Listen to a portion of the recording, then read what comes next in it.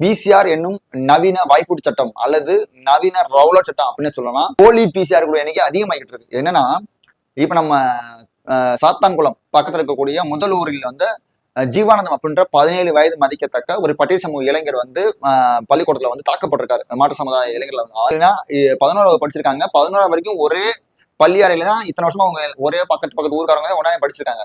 ஆனா திடீர்னு அவர்கள் வந்து சாதி வரையை சொல்லி திட்டாங்க அப்படின்னு சொல்லி இப்ப அந்த 5 பேர் மாணவர்கள் மீது வந்து போலி பிசிஆர் வந்து போடப்பட்டிருக்கு. ஏன்னா இதே மாதிரி நம்ம வட தமிழகத்துல பனையூர் அப்படின்ற ஊர்ல வந்து கிரி அப்படின்ற 17 வயது மதிக்கத்தக்க அதே படு சமூக இளைஞரை வந்து பாமகவை சேர்ந்தவர்கள் தாக்கிட்டாங்க அப்படின்னு சொல்லி வைரலா பரப்பிக்கிட்டு இருக்காங்க. அங்க பார்த்தா அவர்கள் வந்து பாமக வச்சிருந்த அந்த பேனரை பூரா கிழிச்சிருக்காப்புல அந்த இளைஞர். அதனால வந்து அவர்கள் அடிச்சோம் அப்படின்னு சொல்லியிருக்காங்க.